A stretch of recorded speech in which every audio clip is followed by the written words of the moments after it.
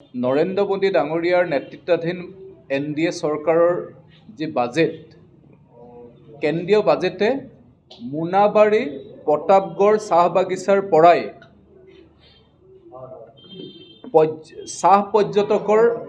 চাহ পৰ্যটনস্থলী বিশ্বৰ এক উল্লেখযোগ্য চাহ পৰ্যটকস্থলী হিচাপে নিজকে প্ৰতিষ্ঠা কৰাৰ কাৰণে এই বাজেটে সুযোগ দিলে। আজি সমগ্ৰ বাজেটত এটা কথা স্পষ্ট কৰিছে যে অসমৰ 250টা পৰ্যটন ক্ষেত্ৰক উদগনি দিবৰ কাৰণে এইখন বাজেটে এক স্পষ্ট এক ইংগিত দিছে আৰু এইখন বাজেটে এক পুঁজি নিৰ্ধাৰণ কৰিছে। আৰু আপোনালোকে জানে যে বিশ্বৰ যি পৰ্যটনৰ মানচিত্ৰ, এই পৰ্যটনৰ মানচিত্ৰখনত অসমৰ চাহ পৰ্যটন এটা গুৰুত্বপূৰ্ণ ভূমিকা লৈছে আৰু ইতিমধ্যে স্বীকৃতি পাইছে। গতিকে এইখন বাজেটে সমগ্ৰ ভাৰতবৰ্ষৰ সকলো অঞ্চলকে চুই যাব পৰা এক ব্যৱস্থা কৰিছে আৰু এইখন বাজেটৰ যি সুফল, এই সুফল বিশ্বনাথবাসী ৰাইজেও পাবৰ কাৰণে সক্ষম হৈছে আৰু ভৱিষ্যতৰ দিনত পাবৰ কাৰণে সক্ষম হ'ব। গতিকে বাজেটখনে উত্তৰ পূৰ্বাঞ্চলৰ কাৰণে বিশেষত আমাৰ নামৰূপ ফাৰ্টিলাইজাৰত 12.7 লাখ মেট্ৰিক টনৰ যি নতুন প্ৰডাকশ্যনৰ ইউনিট স্থাপন কৰিবৰ কাৰণে যি সিদ্ধান্ত লৈছে, এইখন বাজেটে আমাৰ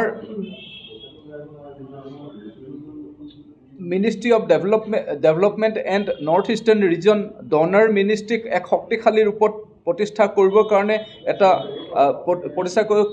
5,915 কোটি টকা আবণ্টন দিছে, যিটো সৰ্বকালৰ সৰ্বশ্ৰেষ্ঠ আবণ্টন আৰু 47% পূৰ্বৰ যিটো ফিস্কেল এল'কেশ্যন আছিলে তাতকৈ অধিক 47% অধিক হৈছে। গতিকে অসমৰ কাৰণে, উত্তৰ পূৰ্বাঞ্চলৰ কাৰণে এক যুগান্তকাৰী পদক্ষেপ হাতত লৈছে এইখন বাজেটে মধ্যবিত্তসকলক চুই যাব পৰাকৈ 12 লাখ টকাৰ পৰ্যন্ত, সৰ্বমুঠ 12 লাখ টকা পৰ্যন্ত যিসকলৰ আয় হয় তেওঁলোকে ইনকম টেক্স তেওঁলোকৰ কাৰণে ৰেহাই দিছে। এইখন বাজেটে যিসকল শ্ৰমিক আছে তেওঁলোকক 2 লাখ পৰ্যন্ত মৃত্যু বা এক্সিডেণ্টেল বেনিফিটৰ কাৰণে এইখন বাজেটে শ্ৰমিক পৰ্টেলৰ শিতানত ব্যৱস্থা লৈছে। এইখন বাজেটে সামগ্ৰিকভাৱে যিসকলে ক্ষুদ্ৰ আৰু মজলীয়া উদ্যোগী তেওঁলোকক ৰেহাই দিবৰ কাৰণে, সকাহ দিবৰ কাৰণে আৰু তেওঁলোকক যাতে এম্পাৱাৰ কৰিব পাৰে, অৰ্থাৎ তেওঁলোকৰ যাতে উদ্যোগিক ক্ষেত্ৰখনত তেওঁলোক যাতে অধিক সক্ৰিয় হ'ব পাৰে, তাৰ কাৰণে এইখন বাজেটে লক্ষ্য নিৰ্ধাৰণ কৰিছে। এইখন বাজেটে আপুনি যদি এটা কথা চায় তেতিয়াহ'লে দেখা পাব যে এইখন বাজেটৰ সৰ্বসাধাৰণ জনসাধাৰণৰ কাৰণে, বৃদ্ধজনৰ কাৰণেও, আমাৰ যিসকল পেঞ্চনাৰসকল তেওঁলোকৰ কাৰণেও এইখন বাজেটে ব্যৱস্থা লৈছে। এইখন বাজেটে আপুনি যদি চায় যিসকল ফিক্সড ডিপজিটৰ ইণ্টাৰেষ্ট যাৰ 50,000 পূৰ্বে 50,000ৰ ওপৰত আছিলে তেওঁলোকে 10%কৈ ইণ্টাৰেষ্ট দিব লগা হৈছিলে, এতিয়া সেই পৰিমাণ 1 লাখলৈকে বঢ়াই দিলে। ইণ্টাৰেষ্ট পাই তেওঁ ফিক্সড ডিপজিটৰ বিপৰীতে এতিয়া 1 লাখ টকা পৰ্যন্ত তেওঁ কোনো বেংকক ইণ্টাৰেষ্ট দিব নালাগে। এইখন বাজেটে তাৰ ব্যৱস্থা কৰিলে।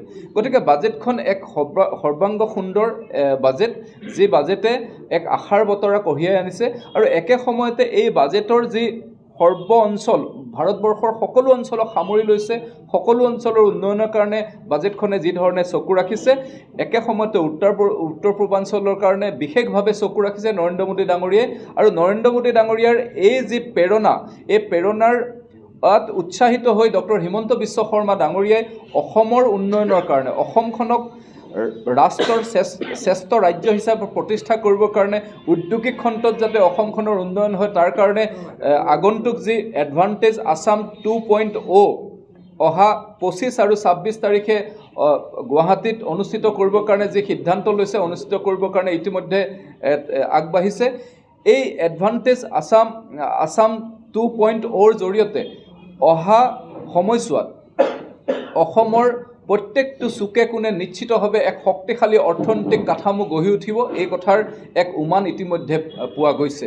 গতিকে আমি আশা ৰাখিছোঁ, সৰ্বসাধাৰণ জনসাধাৰণক আমি আহ্বান জনাইছোঁ, বিহালীভাষী এই ৰাইজক আমি আহ্বান জনাইছোঁ যাতে আগন্তুক যি এডভান্টেজ আছাম 2.0 অহা 25 আৰু 26 তাৰিখে গুৱাহাটীত অনুষ্ঠিত হ'ব। এই এডভান্টেজ আছাম যাতে শক্তিশালী ৰূপত যাতে সফল হয়, তাৰ কাৰণে প্ৰত্যেকজন বিহালীবাসী ৰাইজৰ আশীৰ্বাদ আমি প্ৰত্যেকজন বিশ্বনাথবাসী ৰাইজৰ আমি আশীৰ্বাদ বিচাৰিছোঁ, সহযোগিতা বিচাৰিছোঁ। আৰু সামগ্ৰিকভাৱে এডভান্টেজ আছামৰ 2.0 যি ফলাফল হ'ব, এই ফলাফলে যাতে সমগ্ৰ বিশ্বনাথবাসী জনসাধাৰণেও যাতে তাৰ সুফল ল'ব পাৰে, তাৰ কাৰণে আমি আশা ৰাখিছোঁ যাতে তেখেতসকলেও অসম চৰকাৰৰ এই কাৰ্যসূচীৰ লগত নিজকে জড়িত কৰে।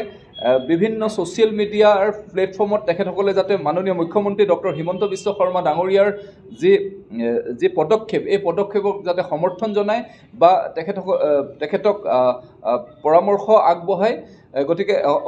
আগবঢ়াই সামগ্ৰিকভাৱে এই এডভান্টেজ আছামৰ